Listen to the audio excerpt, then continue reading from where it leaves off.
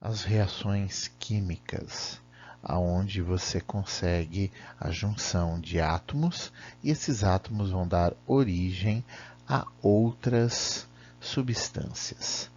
Eu sou o professor Gilmar, estou aqui mais uma vez para a gente trabalhar o conceito de reações químicas. E não se esqueça, curta, compartilhe e se inscreva no canal. Bom, o que são reações químicas, pessoal? São fenômenos onde átomos permanecem intactos. Durante as reações, as moléculas iniciais são desmontadas e seus átomos reaproveitados para montar novas moléculas. Essas reações químicas, elas são produzidas através de equações químicas, né? O que é uma equação química? É a forma, da reação química que é representada graficamente. Essas substâncias elas vão participar dessa reação química e elas são chamadas, são divididas entre produtos e reagentes. A primeira parte da reação química nós chamamos de reagente, é o primeiro membro. São as substâncias que estão dando início ao quê? A reação química, né, pessoal? São as que irão reagir, elas vão sofrer a transformação. Depois nós vamos conversar um pouquinho sobre isso. O segundo membro da reação química, dessas equações químicas, são os produtos. Aí já são as substâncias que foram resultantes dessa reação química. Nesse slide, o exemplo de uma reação que está acontecendo. Olha aqui, pessoal. Aqui eu tenho a junção de um átomo de hidrogênio, de átomos de hidrogênio com átomos de oxigênio para formar o que? A água. A água. Então eu tenho dois átomos de hidrogênio, na verdade são 4 átomos de hidrogênio mais 2 átomos de oxigênio que vão formar a substância água.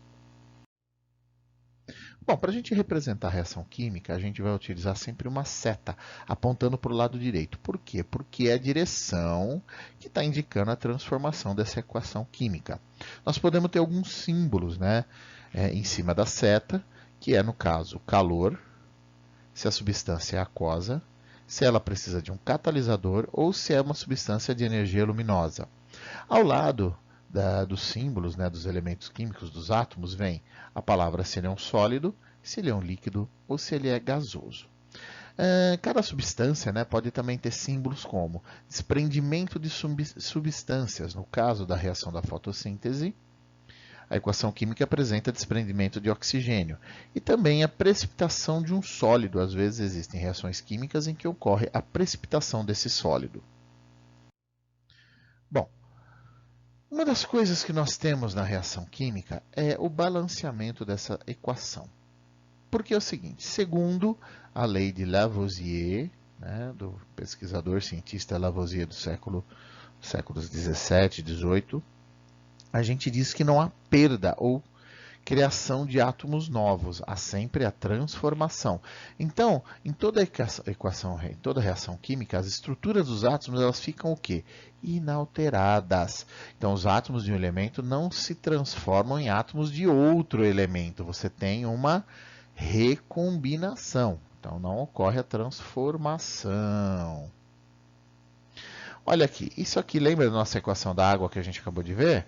Essa daqui é uma reação não balanceada, porque existe uma ideiazinha que fala o seguinte, que tudo que existe nos reagentes, você tem que ter a quantidade nos produtos. É a mesma quantidade de massa dos reagentes, é a mesma do produto.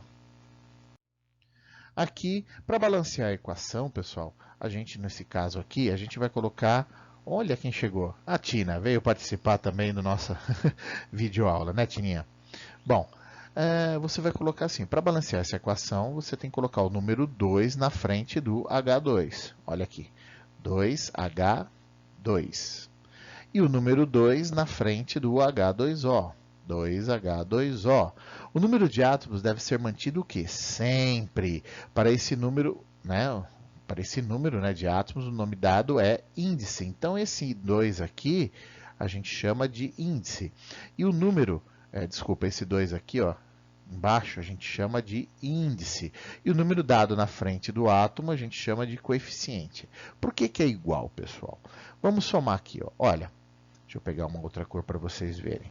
Se eu pegar, eu tenho 2 átomos de hidrogênio, certo? 2 átomos, olha ela aqui de novo. 2 átomos, senta aqui, minha flor. 2 átomos de hidrogênio. E aqui eu tenho 2 átomos de hidrogênio, até aí tudo bem. Só que aqui eu tenho 2 átomos de oxigênio e aqui eu tenho 1 átomo de oxigênio. Quando não tem um número, representa 1. Então está faltando um átomo. Eu colocando o número 2 aqui na frente, da água, vai fazer o seguinte: esse 2 você multiplica pelo índice. Então fica 2 vezes 1, 2. E esse 2 eu multiplico por esse índice. Então é uma multiplicação. 2 vezes 2, 4. Tudo bem. 2 vezes 1, 2. 2 átomos de oxigênio, 2 átomos de oxigênio. Então, 2 átomos de oxigênio aqui, 2 átomos aqui. Só que aqui agora, se você multiplicar esse 2 por esse 2, você tem 4 átomos de oxigênio. Então, aqui eu também preciso ter 4 átomos de oxigênio. Então, 2 vezes 2, 4. E o balanceamento está realizado. Bom, a gente tem um método, esse método que a gente fala, a gente chama de método de tentativas e acerto de coeficientes, tá certo? Então, o acerto desses coeficientes, ele se dá, vamos dizer assim, para balancear a equação. Então, para fazer o acerto dos coeficientes da reação, é utilizado o método de tentativas, que é esse daqui. Consiste apenas em contar o número de átomos. Então, você vai contar só o número de átomos que a gente vai ter nos reagentes e nos produtos. Então, ele segue uma ordem que facilita essa contagem. Primeiro, a gente faz a contagem pelos metais, aí tem que saber lembrar da tabela periódica. Depois, os não metais. Depois, o oxigênio. Depois o hidrogênio, depois o hidrogênio. Bom, dentro disso nós temos as velocidades das reações. Então as reações elas não ocorrem com a mesma velocidade. Umas são mais rápidas e outras mais lentas. Alguns fatores podem alterar a velocidade dessas reações. Uma delas é o aumento da velocidade da reação. Ela pode ser a superfície de contato. Quanto maior a superfície de contato, maior a velocidade de reação e, obviamente, a temperatura. Se eu aumento a temperatura, a velocidade aumenta. Se eu diminuo, a velocidade diminui. Bom, olha aqui para a gente ver, né? Velocidade de reação, quando uma reação direta e uma reação inversa. Todas tendem a chegar ao equilíbrio. Né? O ponto onde elas se convergem, a gente chama de reequilíbrio. Então, é um gráfico entre que a gente tem o tempo e a velocidade dessa reação. Bom, quais são os tipos de reação? Síntese ou adição, que é a reação de 2 ou mais substâncias reagem para se transformar em uma. Olha aqui, ó. Carbono mais oxigênio forma gás carbônico, CO2. Óxido de cálcio mais água forma o hidróxido de cálcio. Reação de análise ou decomposição é a reação onde uma substância se divide em 2 ou mais substâncias. Né? Olha aqui, brometo de prata, você decompõe essa substância, você tem a prata e o bromo. Aqui, se eu não me engano, é o nitrato de cobre, que foi decomposto em óxido de cobre, mais nitrito mais oxigênio. Reação de simples troca ou deslocamento é a reação onde uma substância simples troca de lugar com um elemento de uma substância composta, se transformando numa nova substância. Por exemplo, zinco, ácido sulfúrico. Eu formo o sulfato de zinco e o hidrogênio. O que aconteceu aqui, pessoal? Vou pegar aqui para marcar. Eu troquei o hidrogênio, deixa eu pôr uma cor melhor, e coloquei o zinco. Saiu o hidrogênio e entrou o zinco na reação, liberando o hidrogênio. Aqui, ó, sulfato de cobre, vou marcar aqui para vocês, sulfato de cobre e o ferro. Forma o sulfato de ferro e o cobre.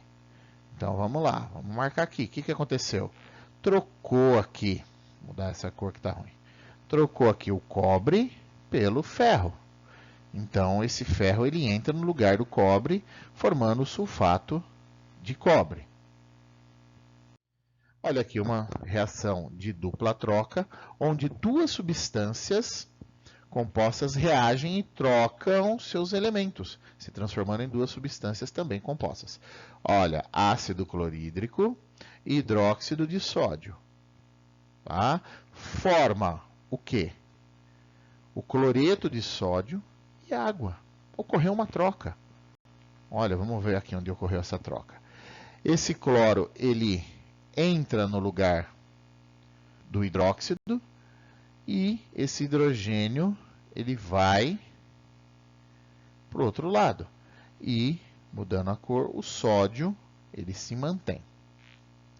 Aqui, para a gente ver também essa reação, onde eu tenho sulfato de ferro, sulfato, vou apagar aqui, sulfato de ferro e o ácido clorídrico. Forma o cloreto de ferro e o ácido sulfídrico ou sulfato de hidrogênio, onde você tem uma dupla troca.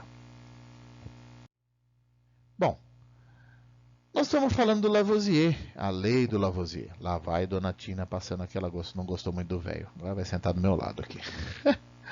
Bom, esse é a lei de Lavoisier. Vamos ver o que a lei de Lavoisier fala. Bom, numa reação química, a soma das massas dos reagentes é igual à soma das massas do produto. Segundo essa lei, num sistema químico fechado, qualquer que seja a transformação ocorrida, a massa segue constante. Ou seja, pessoal, tudo que eu tenho de reagentes eu tenho que ter nos produtos. Olha esse exemplo aqui. Uma reação entre as substâncias A e B transformam-se em C. A massa de A é 20 gramas, a massa de B é 5 gramas. Qual que é a massa de C? Olha como é que resolve. Então, A, eu tenho uma massa de 20 gramas, B, eu tenho uma massa de 5 gramas. Eu quero saber C, que é o X. Você pode fazer uma regrinha de 3. Você faz 20 mais 5, que é igual a 25 gramas de C. Se você somar 20 de A mais 5 de B, você tem 25 gramas. Então, os seus produtos têm que ter a mesma massa dos produtos. Desculpa. Os seus produtos têm que ter a mesma massa dos seus reagentes. A lei de Proust. Proust foi também um pesquisador que comprova e corrobora com a lei de Lavoisier. O que diz a lei de Proust? Uma determinada massa composta é formada por substâncias mais simples unidas, sempre na mesma proporção em massa. Diz que dois ou mais elementos, ao se combinarem para formar substâncias, conservem entre si as proporções definidas. O exemplo: a massa de uma molécula de água é 18 gramas e é resultado da soma das massas dos átomos de hidrogênio e oxigênio. Está aqui. A massa do átomo, a massa atômica de hidrogênio é 1. Só que aqui no caso é H2, então 2 vezes 1, 2. A massa atômica do oxigênio é 16. Aqui oxigênio. 16 vezes 1 é igual a 16 gramas. Então, pessoal, 18 gramas é a soma. Então, você tem 2 gramas da massa de hidrogênio mais 16 gramas da massa de oxigênio, que dá 18 gramas da massa total. Se você fizer uma simplificação, vai dar 1,8. Mas, na realidade, a massa é 18 gramas. Bom, As leis de Lavoisier e Proust são chamadas de leis ponderais, porque estão relacionadas à massa de elementos químicos nas reações químicas. Pessoal, tem aqui uma bibliografia que vocês podem estar consultando. Espero que vocês tenham gostado e até a nossa próxima aula.